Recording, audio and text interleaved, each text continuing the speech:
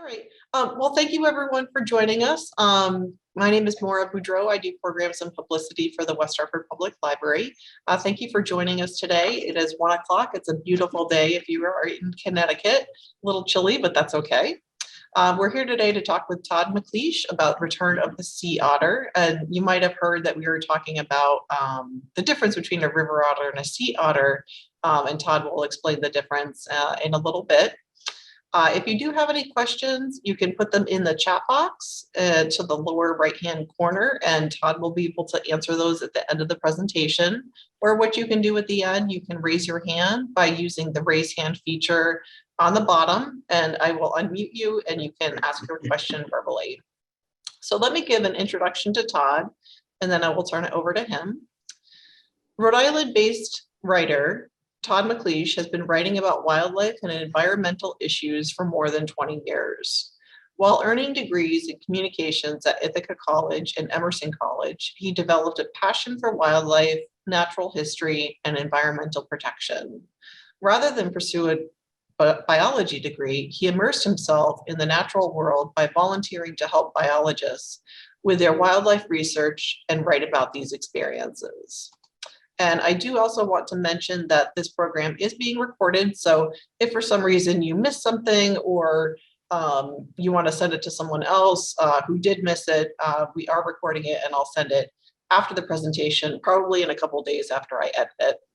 And with that, I will turn it over to Todd. Hi, everybody. Thanks so much for joining us here. Hope many of you were on my narwhal presentation for the library a couple of months ago. Had some fun stories to tell about that animal from my book that I wrote a few years ago. And now we're on to sea otters. And this is the book that I wrote about sea otters called A Return of the Sea Otter, just like this presentation is called. And that came out a couple of years ago, got some really great reviews, and I suspect it's at the library and you can get it online as well. But you know, when I started writing a book about sea otters, I told my parents and my family and my friends, and almost every single one of them, their first and immediate reaction was, "Oh," because of course everybody knows how adorable sea otters are. That's why they're so popular. I suspect many of you think the same. And so that's sort of why I got into writing about otters, in part just because I loved otters, but I know that lots of other folks do as well, and they deserve the book of their own. But you know, sea otters are so much more than just adorable creatures. You know, they are filled with superlatives. And as you'll see here, we've got lots of awe-worthy photographs in my presentation. So feel free to say awe all you want. I can't hear you anyway. But nonetheless, filled with superlatives. So sea otters are they're the heaviest of all of the members of the weasel family. They're about 100 pounds. They're the smallest, however, of all of the marine mammals, and yet still pretty big, 5 feet long, 100 pounds. That's a lot larger than most people imagine an otter to be. They are the only marine mammal that has no blubber, but they don't need any blubber because they are the one animal on Earth that has the densest fur of any creature, 1 million hairs per square inch. Let's see, they have all sorts of other things of note. They're the only marine mammal that uses its paws to capture food instead of its mouth. Other little details we'll be talking about as we go along, but certainly more than just a cute little animal. And yet, if you go away with nothing, remembering nothing of this presentation besides cute photographs, there's one thing I want you to remember, and that is that biologists refer to sea otters as keystone species. And a keystone species is an animal that has an unusually strong influence on the health or the maintenance of its entire ecosystem. If you can think about most of the habitats that you know about, if you remove one animal from that habitat, it's not going to have a dramatic effect. It's not going to change the environment entirely. It might take removal of a whole bunch of species in order to have a significant impact on the health of that environment. And yet that's not the case in the kelp forest environment where sea otters live along the Pacific coast of the US and Canada and over to Russia. So look at the picture here on the left. This is a healthy kelp forest. It has got kelp, this gigantic seaweed that grows from the seafloor 100 feet to the surface of the water. and it's got lots of other creatures that are living in and amongst it, especially lots of creatures along the seafloor, all sorts of invertebrates from shelled creatures to fish and crabs and so on. And if you remove the sea otter from that environment, it ends up looking like the picture on the right, because sea otters, their favorite food is the sea urchin. And if you remove the sea otter, the urchin numbers grow in abundance. The urchin's favorite food is the kelp. And so remove the otters, the urchin numbers grow, the urchins eat the kelp, and then with no kelp, all the rest of the species disappear. You end up with what we call as an urchin barren, that picture on the right, a whole bunch of very unhealthy sea urchins. Then you bring back sea otters to the environment, which we have done in places, and the otters eat the urchins, the urchin numbers decrease, the kelp regrows, and all the rest of the species return. So it really is an influential role that sea otters have on maintaining the health of that environment. A healthy kelp forest requires sea otters, and then if you remove those otters, you end up with this nasty urchin barren that can't support much life at all. So having learned all of that, I decided that I needed to go and investigate this habitat. And so I went on my very first scuba dive. That's me on the right side of this picture here. And we were in Monterey Bay, California, right off from the aquarium, if you know that area at all. This was my very first scuba dive. So I was a bit nervous. If this was a video, you would see me shaking a bit because I was really nervous. But I had a couple guides with me, and we went out and we sunk down 40 feet. You can see here the kelp is really all the way growing from the seafloor up to the surface of the water there. All that you see there is living kelp. So we sank down to the bottom and we swam around for a bit, and we're exploring the kelp, and we were looking for otters, and we saw all sorts of other things. This habitat is home to all sorts of amazing creatures. Starfish the size of pizza boxes. There were lots of different fish at all different levels of the water. There were not only sea otters, but sea lions and seals. There was just an amazing abundance of creatures. What do we call them? Sea slugs, nudibranches, bright fluorescent colors, pinks and purples and greens, just an amazing abundance of wildlife. But this was my first dive, and I was a bit nervous, and I sort of felt like I needed to get up to the surface and adjust my equipment. And so I signaled to the guides, we need to go up. And we get to the surface, I fix my gear a little bit, fix my mask. And just as we're about to go back down to continue our exploration of the kelp forest, we all turned and we saw this guy. And this sea otter was probably about 15 or 20 feet away from us. He was initially just snoozing at the surface, just taking a nap. And as we surfaced, we apparently woke him up. And then he started to exhibit all these fun little behaviors that are part of what sea otters are famous for. So sea otters can dive for maybe 4 or 5 minutes at a time. They can dive to 300 feet deep for that period of time. Although on the other hand, most of the otters are spending their entire lives within about a half a mile of the shore, where it doesn't get any deeper than about 100 feet. So most dives that sea otters undertake really are only going 100 feet deep or less, and maybe lasting for a minute or two. But they can go 300 feet deep and hold their breath for 4 or 5 or maybe even 6 minutes. What else can they do? They are voracious eaters. Sea otters must eat 30% of their weight in food every single day in order to maintain their health, to maintain their metabolism.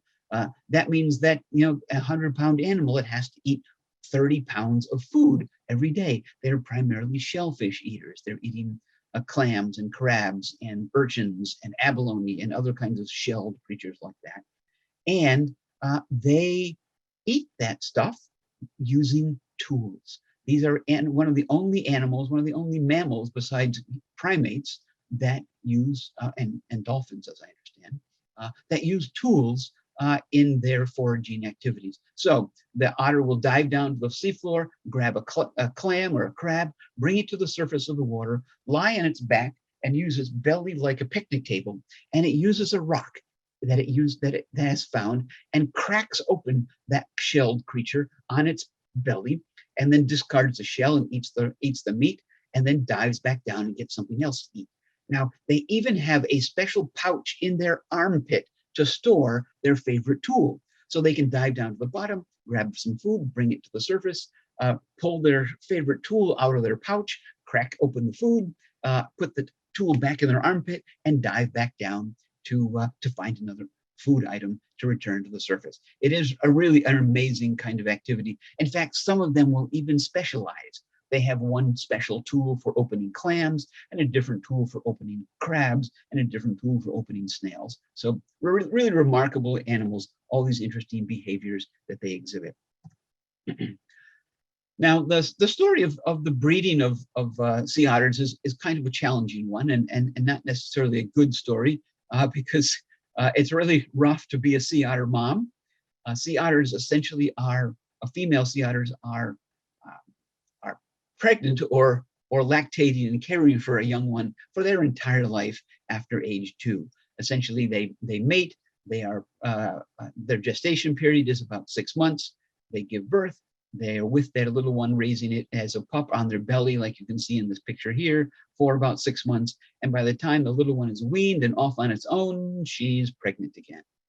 And I must say, it is not a romantic affair that she engages in with the male sea otters. You can generally tell the difference between male sea otters and female sea otters because females have scars on their nose because the males bite down on their nose to hold them down while they are mating. Not a good story to tell. In fact, one of the leading causes of death for sea otters is a reproduction or is mating injuries, having their noses ripped off. It's kind of disgusting to even think about and talk about, but nonetheless, that's how things happen in the sea otter world. They give birth to a single pup. Although this picture is quite unusual, you can sort of tell that there are actually 2 sea otter pups on the belly of this mother, but typically they give birth to one single pup at a time, once a year. These guys live for about 10 to 15 years for their lifelong lifespan. In the wild, closer to 10 years, in captivity, closer to 15 years. But nonetheless, the other story I wanted to share is, of course, that fur is so important to their health and welfare. As I described, this is one of the things they're most famous for. They have the densest fur of any animal on Earth, 1 million hairs per square inch. Compare that to a typical human who has about 100,000 hairs on their entire head. That is a pretty remarkably dense fur for the sea otter. That fur has the same insulating capacity as a 6-inch layer of blubber on a seal, and it's incredibly heavy. This coat of fur weighs about 30 pounds on a typical adult sea otter. So it's a heavy thing. It's something they can't take off, so they can't spend much time out of the water, or else they will overheat really quickly. And it's a coat that requires constant grooming. If you see a sea otter, it is typically either sleeping, eating, or grooming. And they really need to do a great deal of work all the time to groom that fur and make sure it does the job that it does. And that involves blowing air into the hair and massaging it regularly and making sure the fur isn't entangled with seaweeds or other kinds of hindrances. It's a fur coat that for the pups, whose natal fur, whose baby fur is so buoyant that the babies can't even swim beneath the surface of the water. They just pop right up to the surface like a cork. But again, that fur is so important because it doesn't let cold water get to their skin. They will live their entire life in the ocean and water will never touch their skin if their fur is properly groomed. And so that is, again, how they maintain their health, how they maintain the heat in their body is by making sure that their fur coat is in great shape all the time. Unfortunately, that fur coat is also their greatest vulnerability because of demands in earlier years for their fur coats. And it really is a story from 200 years ago, or even more than that. It was the 1780s when China had a great demand for furs, and most of that fur demand was met by Russian trappers that were trapping rabbits and foxes and other kinds of animals in Siberia and bringing those furs to China. And eventually those trappers made their way to the the east coast of Russia, the Kamchatka Peninsula, where they encountered their first sea otters. When they trapped sea otters and brought those furs to China, they got more money than any other fur because of that dense fur. And so that caused a big demand for sea otter furs in China, and the Russian trappers basically quickly hunted them out of the Russian coast, went across the Aleutian Islands of Alaska all the way towards the mainland of Alaska, hunting and killing sea otters. At the same time, 1785, you remember Captain Cook. He was the first European explorer of the North Pacific, and he showed up along the coast of British Columbia, Canada, where he met and traded with some of the natives there for sea otter furs. When Cook brought those furs to China and saw how much money he could get for them, that launched a big commercial ship-based trade in sea otter furs, where ships from London and Boston went south all around South America and up the west coast of the Americas and bought and traded with the natives for sea otters. Between the ship-based trade and the Russian trappers, over the course of just 50 years, the sea otter population, the worldwide sea otter population, went from about 200,000 down to 1,000. And by that time, the late 1800s, there weren't enough sea otters left to sustain a commercial hunt any longer. And the fashion styles changed in China. There wasn't much of a demand for them anymore anyway. But it was quite a big drop, a big change in population numbers for sea otters. And there were great concerns that they would not be able to recover from that. You can see here, this was their original range of where the sea otter was originally found, along the coast of Mexico, down on the Baja California, all the way up the US coastline to Canada, up to Alaska, across the Aleutian Islands to that Kamchatka Peninsula of Russia, and then down to the northern islands of Japan. That was the original range of the otter before the fur trade. At the end of the fur trade, there was just 3 or 4 little places where they were found in small numbers, mostly across the islands of the Aleutian Island chain of Alaska and in Prince William Sound, Alaska. And then, since 1911, when there was a prohibition on furs and hunting sea otters, the otter numbers have rebounded dramatically, both naturally and with some human assistance. And now you can see the cross-hatching areas of this map, and there is where all the otters have returned to and have rebounded to. They're in Central California, they're in Washington, they're along much of the British Columbia coast, they're all around the southern coast of Alaska, they're over to Kamchatka, and they're just about returning to the northern islands of Japan. Now, the one thing that I really found was particularly interesting as I was doing my research for my book was that every different corner of the sea otter's range seemed to have a different story to tell about predators, about human impacts, and other kind of factors. And so I thought I'd share a few of those stories, starting with California. Because in California, it was believed that at the end of the fur trade, there were no more sea otters left, that they were hunted to extinction on the California coastline. And there had been as many as 16,000 sea otters living along the California coastline.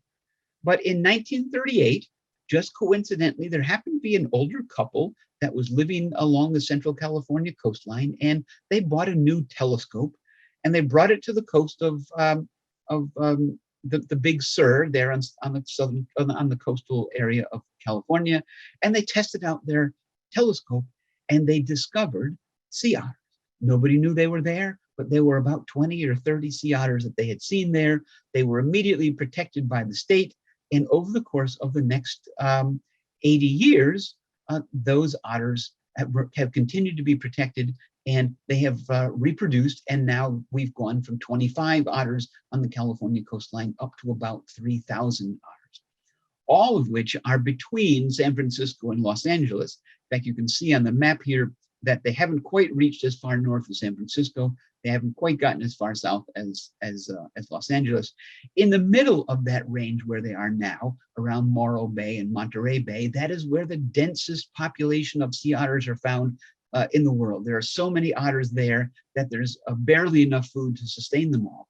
And so in order for them to continue to reproduce, they need to expand their range northward and southward along that range. Unfortunately, there is a stopgap at those two places, just north of Monterey, just south of or I guess close to Santa Barbara. The otters can't get past those areas and recolonize those areas where they used to be because of great white sharks. At both of those locations, the northern edge of the California range and the southern edge of the current California range, there are great white sharks. And they're there because those are locations of seal rookeries. Wherever there are seal rookeries, where there are baby seals around, there are great white sharks that are coming in to feed on them. And since the sharks are there, since the otters are trying to move into the area and expand north and south through those rookery areas, the sharks are taking a bite of the otters as well. And sadly, the sharks aren't even benefiting from the nutrition of eating an otter. They take a big bite. They realize, oh, this is a big fur ball. I don't want this. They spit it out. The otter dies, and the shark gets nothing out of it. And so, unfortunately, shark bites are the leading cause of death of sea otters along the California coastline. Nonetheless, the central part of that range in California still has a huge number of otters. And so I spent some time working with some of the biologists, trying to learn about the otters, studying them. We actually even captured some sea otters, as you can see in the picture on the left.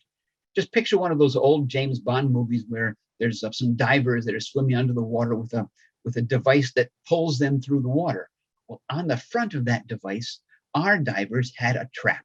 And the divers would swim under the water and go straight up beneath a sea otter with that device, pulls them to the surface and traps the otter. Once they reach the surface, the otter just snoozing at the surface of the water. I would then bring that otter into the veterinarian at the Monterey Bay Aquarium, the gentleman there on the right, who would give the otter a health checkup, implant a little tracking device in the animal, and an hour later, we'd release it back into the water. Those kind of studies where we're able to track individual otters for days or weeks or months at a time has provided a huge amount of information about these otters. We now know more about sea otters than about any other marine mammal on Earth because they are so close to the shore, because we've got these tracked animals that allow us to monitor their every movement. We know how deep they dive and how often they dive and what food they bring up and what habitat they're in and what other otters they're interacting with, and so on and so on. So lots of great information from trapping an otter and putting one of these devices on them for a period of time. Now, some otters, after they have been found their way to the aquarium, aren't able to be released. This one is an otter named Selka, who I met 4 or 5 years ago. And Selka was an otter that washed up on the beach near Monterey, California, when it was 1 week old. Somehow it had been separated from its mother, washed up on the shore. It was destined to die, except that somebody discovered her, brought her into the aquarium, where she was raised in captivity by a surrogate mother for a few months, and then released back into the wild. Unfortunately, Selka discovered that the best place to find food was from people. And so when it was hungry, she went and found the nearest paddleboarder or kayaker or fisherman and harassed that person. And clearly that was not working so well. So we brought Selka back into captivity, and she was used as an animal for a year or so to learn about sea otter sensory system. So we know, again, a great deal about the sensory system of sea otters, much more than most other animals, thanks in large part to Selka. We know, for instance, that sea otters have kind of an average level of eyesight, better than us, but not great compared to many other wild animals. But they have the remarkable ability to see equally well under the water as they can above the waterline in the air. You know us, when we are in the water, underwater, we open our eyes and it's all fuzzy, but we can see fine in the air. And that has to do with the curvature of our eye lens. You need to have a different curvature of our eye lens in order to see well underwater, and then need to change that curvature to see well in the air. And sea otters can do that. They can change the curvature of their eye lens in order to see well underwater, and then change it again to see well above the waterline. So pretty remarkable on the eyesight storyline. We don't know much about their sense of smell. We know that they have a a pretty good sense of taste. They can definitely differentiate among flavors. They can even tell if some of their food is contaminated with any pollutants. They will discard shellfish, for instance, that have been polluted for one reason or another, something that humans don't have the ability to detect necessarily. And they have particularly sensitive whiskers, particularly sensitive sense of touch, because again, that's how they find food digging around in the seafloor. So pretty remarkable animals, I must say. Now, as we go northward, so that's essentially the California story. As we go northward, things change a little bit. And if we go up to Oregon, all of the sea otters in Oregon were wiped out during the fur trade, and they were reintroduced to Oregon in the late 1960s and early 1970s. Over 3 years, there were 90 otters that were released along the Oregon coast, taken from the Aleutian Islands of Alaska, where the otters had recovered naturally quite well, brought to Oregon, 90 otters released there, and only about a dozen of them survived, and within 3 years, all of them were gone. Nobody knows if they all died, if they tried to swim back to Alaska or what, but to this day, there are no otters along the Oregon coast. Similar story in Washington. Otters had been wiped out during the fur trade. They were reintroduced during those same 3-year period in the late 60s and early 70s. And a couple dozen of them survived, and they continue to survive, not those same couple dozen, but now there are 1,800 sea otters along the Washington state coastline, mostly along the north outer coastline of the Olympic Peninsula on the outer coast of Washington. And the woman on the right, the women there, they are graduate students from the University of Washington, who I spent some time with as they were doing some studies of sea otters, trying to learn about the diets of the otters and how they've changed from the early days after the otters were first reintroduced compared to today. And the big change is that they're eating a lot more smaller things these days, because they ate all the big stuff from years ago that was available when the otters had been reintroduced. But now that they've eaten all the good stuff, all the big stuff, they're confined to much smaller prey items than they used to be. If we go northward further still, we get to British Columbia. Similar story. Otters wiped out during the fur trade. They were reintroduced in the 60s and 70s, and those animals really rebounded well. They were introduced in Checklasset Bay along the northwest coastline of Vancouver Island, and they have now spread along the entire British Columbia coastline. We now have about 7,000 or 8,000 sea otters along the British Columbia coastline. And the guy on the left is the biologist from British Columbia who I spent time with, Roger Dunlop. He actually took me in his sailboat to sail along the British Columbia coast to study and monitor and count and track otters there. If we go north even further still, we get to Southeast Alaska. And if you can picture the map of Alaska, we're talking about that small sort of peninsula area that follows along the British Columbia coastline. We call that the panhandle of Southeast Alaska. And that's where otters rebounded really well after being reintroduced. Again, similar story. Otters were wiped out during the fur trade. They were reintroduced to 6 different locations along the Southeast Alaska coastline in the late 60s and early 70s. And they have rebounded tremendously, so much so that we are now having more than 25,000 sea otters along the Southeast Alaska coastline. And the guys in the picture here are not happy about that, because, as you can imagine, when sea otters were gone for about 100 years, right? The end of the fur trade, and here we are 100 years after sea otters were prohibited from being hunted. During that 100-year period, all the items that sea otters were feeding on, sea urchins and sea cucumbers and crabs and clams and abalone and other things, all of those things, they increased in number, they increased in abundance. And as a result, there were commercial fisheries established for most of those species. You can see these guys here are commercial sea urchin fishermen. There's a big demand in Japan for sea urchins. And so they are actually divers. They dive down to the seafloor with a bag, and they pick up the urchins themselves by their hand and bring them back to the surface. Well, since sea urchins are the favorite of all favorite foods of sea otters, When the otters returned, there were plenty of sea urchins for them to feed on, big giant ones that the fishermen were trying to capture. And now the fishermen aren't happy because, of course, the sea otters are better fishermen than they are, and the otters are stealing their catch. These guys are getting smaller and smaller paychecks because the otter numbers are growing. It's gotten to be such a conflict that the government of Alaska had actually proposed a bounty on sea otters. You kill an otter and you bring its nose into the office, and they'll give you $50 as a way of reducing the sea otter population. That didn't fly. The otters are on the endangered species list and protected by the Marine Mammal Protection Act, so that's against the law. But nonetheless, the conflict continues between the fishermen who are trying to make a living and the otters who are trying to fill their bellies. So that is indeed a different kind of storyline in Southeast Alaska. And the story there continues because it is legal for Native Alaskans in coastal Alaska to kill sea otters. That was part of their traditions. They used to make all sorts of clothing and handicrafts out of sea otter furs for generations. And so there is a special dispensation for them to continue to do that in the Marine Mammal Protection Act and the Endangered Species Act.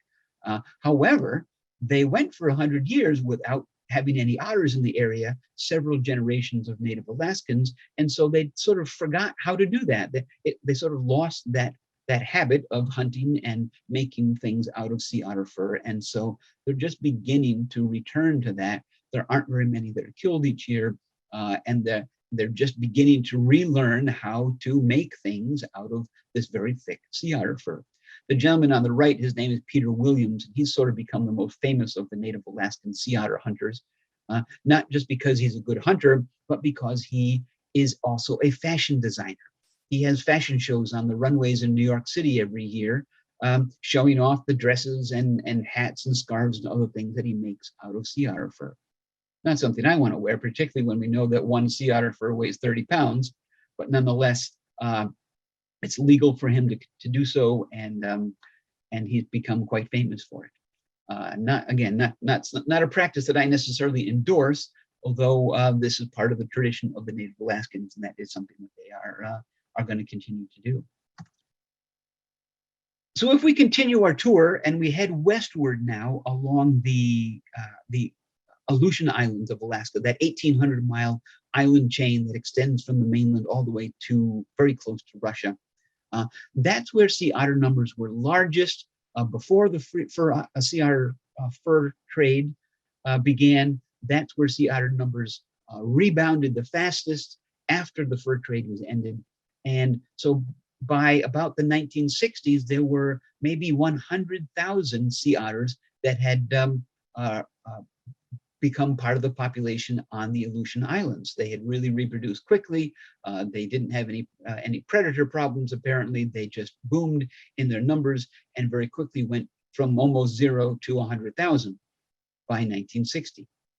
But since that time, their numbers have been plummeting, and lots of big questions and uncertainties about what happened. From the 60s through the late 1980s, that 20-year period or so, the sea otter population on the Aleutian Islands went from 100,000 down to 6,000, which is about what we have today. And nobody knew why. The environment seemed to be healthy. The otters were all seemingly healthy. They were just dying in large numbers, and nobody could figure it out. Eventually, after years of study and research, right around the year 2000 or so, biologists finally came to a conclusion, and they decided that it was, of all things, killer whales that were responsible for reducing the sea otter population in the Aleutian Islands from 100,000 down to 6,000. Killer whales typically are feeding on seals. These whales, they live in pods of family units of 6 or 8 or 10 or 15 animals at a time, and they eat large things. They typically are eating seals or baby whales of other species, but it is believed that perhaps as little as one family unit of killer whales, maybe a dozen animals, switch their diet for some reason from seals to sea otters, and that could have been responsible for the entire decline over a 20-year period of the otters from 100,000 to 6,000. Lots of uncertainty about that, whether it was, lots of killer whales, whether it was really just one family unit that did so. Nonetheless, that seems to be the cause of the sea otter decline. And there's not much we can do about it because killer whales are on the endangered list and protected by the Marine Mammal Protection Act as well. We can't kill one endangered species in order to protect the other one. And so the biologists are stuck saying, we just have to do what, we just sort of have to let nature take its course and hope that eventually the otter population gets down so low that the killer whales will switch their diet from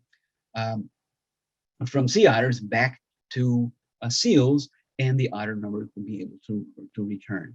So lots of uncertainty, lots of just sort of squeamishness about, do we just let this population go? And that seems to be all that we really can do at this point in time. Now, the other strange thing about these different parts of their range is that there are different health impact going on in different parts of the sea otter range. So a couple of notes about the pictures here. On the left is an autopsy being done on a dead sea otter, and the blonde woman on the left, that's my wife, who got to help out during one of our visits to learn about otters. And on the right, since it's football season, I should point out that this otter went with its hands up in the air. They put their hands up like that in order to keep them dry and warm. Biologists officially refer to this pose as touchdown hands. Anyway, enough of that. So the health story is really interesting because in Alaska, if you are a sea otter and you are not dying from a killer whale bite, you are likely dying from something called from streptococcus bacteria. The same thing that gives us strep throat somehow gets into the marine environment, into the shellfish, and the otters eat the shellfish and ingest this streptococcus bacterium, which ultimately causes a lesion in their heart valve and kills them. The otter on the table here on the left, when this autopsy was completed, it was indeed found that this otter had died from that exact same cause. So nobody knows quite how this bacterium is getting into the marine environment. It really is primarily a human health problem, but that is the leading cause of death of sea otters in Alaska if you're not dying from a killer whale. In California, the leading cause of death, as we discussed, for sea otters is great white sharks. But if you're not dying from that, the leading cause of death is, of all things, something called toxoplasmosis. This is a bacterium, strangely enough, from cat intestines. And it gets out there through kitty litter, of all things. So it's a bacterium in cat intestines. When the cat defecates, it's the bacterium sloughs off, gets into the litter box. Somehow it finds its way into streams, into the bay, into the shellfish, and then into the otters. It's gotten to be such a bad problem that when you buy a box of kitty litter in California, the box of litter has a sign on it, a label on it, indicating how you're supposed to dispose of it to protect from killing sea otters. So again, really strange.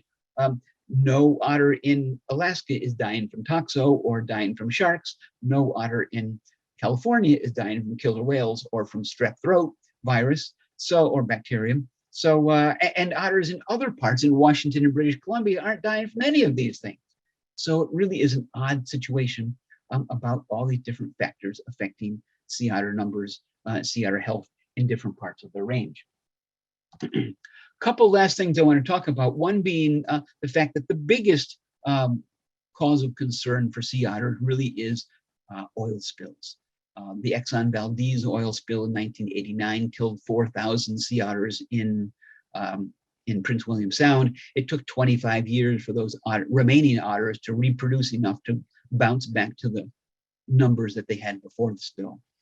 An oil spill on the coast of Washington would quickly wipe out the entire population of otters there. And it would take a really big oil spill, but the same could probably happen in the California coastline as well. So oil spills really are the greatest threat because we know how important their fur is to them. If oil gets on their fur, it messes up with their fur. It allows cold water to get to their skin and they quickly die of hypothermia. Or they try to groom themselves, they get oil in their system, and that kills them as well. So oil spills really are the greatest threat facing sea otters going forward. My favorite picture of them all is this one, actually, just because it was my favorite experience of all. This is me wearing what the biologists refer to as the Darth Vader costume. This is at Monterey Bay Aquarium, where they're raising baby otters in captivity, and I got to be a baby sea otter groomer for a day. Well, it was only for 20 minutes, but it was the most adorable 20 minutes of my life. This wonderful little ball of fur. We got to give it a little massage and use a hairbrush and comb to comb out its fur, and use a hair dryer to warmly blow dry it, and got to feed it. It was just an absolutely adorable moment. If you have children or grandchildren, they want to be marine biologists, the first job they want to get is the baby sea otter groomer at the Monterey Bay Aquarium. Definitely check that out. Nonetheless, 2 pictures to go to wrap up my program here. And this is not a sea otter. This is a river otter. This is the otter that's closely related to sea otters. But while sea otters are only found in the Pacific Ocean, along the west coast of the US and up to Alaska and out to Russia, the river otter is found on land all the way across North America. It spends half its life on land, half its life in fresh water, not in salt water. But they certainly can be confused. River otters are along the coastline on the shore on the Pacific, and could be seen in areas where sea otters are also found. And so just a couple of quick notes to distinguish them if you happen to see an otter. River otters swim on their belly, doing the breaststroke, whereas sea otters swim exclusively on their back, doing the backstroke. So just that position will tell you what species it is. River otters give birth to 3 or 4 pups at a time, sea otters to just 1. River otters are maybe half the size and weight of a sea otter, maybe 3 feet long and 40 or 50 pounds at the greatest. Sea otters twice that size, and and river otters. Well, for me, river otters look very different. To me, this guy here looks like he's really well groomed. He's got his hair slicked back. He's ready to go out and party. He's smooth looking. And then you got these guys who look a bit shaggy, I suppose.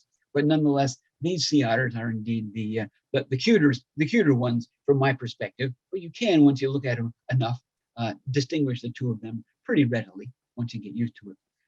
And I'll wrap up my program here just by noting that the outlook for sea otters is sort of a question mark.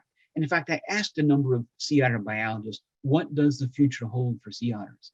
And almost all of them basically said the same thing. They said, 1, we're worried, because sea otters live within the first half mile of shore of the coastline, in the water there, an area where humans have a huge impact. More and more people are moving to the coast. That's where we do lots of recreation. That's where we have commercial fishing. That's where we have lots of shipping. That's where we have pollutant that gets dumped from the land into the water. And so all these heavy-duty human impacts are indeed going to continue to have significant impacts on any of the wildlife that lives in that marine environment along the shoreline, and sea otters are indeed one of those. On the other hand, they all said, look at what we've done already. We've hunted them to near extinction. We've thrown all sorts of diseases at them that they haven't ordinarily been affected by. We've got boats in the water. We've got all these things going on, and yet they are still thriving. They seem to still be able to thrive despite us. And so that leaves a bit of optimism for the health of sea otter populations going forward. Yes, the numbers are going to continue to go up and down, but if we do our best to protect them and leave them alone, they should be able to take care of themselves. They've got a huge population of humans that are supporters, that are fans of sea otters. Even the fishermen who are losing their catch to the sea otters can't say anything negative about the otters because, of course, they have such a huge fan base. Everybody loves what they look like and how they behave, and why not? Because they're the cutest animals on earth. I thank you all very much for having me here today. That's my presentation about sea otters, and I would be happy to answer some questions if you have any. Thanks, Todd. Yeah, we do have a couple questions here. Isn't the predation of orcas on sea otters driven, at least in part, from the loss of whale populations that the orcas used to prey on, since humans had decimated whale populations? Wow, you know a lot. Yes, indeed, that is part of the storyline. I didn't go through that whole history, and it is still a bit controversial as to whether that really is the storyline. But the big speculation, the larger term story, is indeed that it's believed that killer whales used to feed primarily on small whales, young whales, and there was an abundance of them before the commercial whaling era of the 1700s, 1800s, and the first half of the 1900s. When we decimated whale populations, then the killer whales had to then switch their diet to some degree to seals. They were doing fine eating seals, and now they seem to have switched to sea otters, or at least some of them seem to have done so. So yes, indeed, the bigger story is indeed that long-term story that starts with um, humans killing whales and forcing the killer whales to switch their diet to seals and then ultimately to otters. Yes, indeed. Whoever had that question has definitely read up and knows their stuff. What is the density of river otter fur?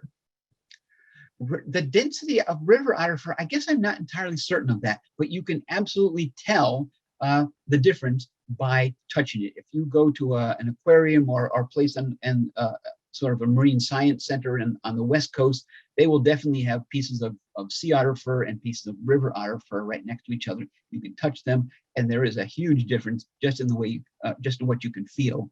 I don't know the density, how many hairs per square inch the river otters have, but it clearly is a big difference from what the sea otters have. And just to confirm, Todd, there are no sea otters on the East Coast, is that correct? That is correct. No sea otters on the East Coast. They've never been here. There are 13 varieties, different species of sea otter, different varieties of otters around the world. The only marine otters, the only otters in salt water are the sea otter, which is on the west coast of the US up to Canada and over to Russia. And there's a species called the marine otter down in Chile, in South America, although it spends a good deal of time on land as well. There are no otters in the marine environment on the east coast of the U.S. There is an otter in Europe that I believe does spend some time in some bays and coves of the marine environment in England and northern Europe, but no otters in the marine environment in the east coast of the U.S. Great. A lot of people said thank you so much for the presentation. They really liked it. Great. Are there any more questions for Todd?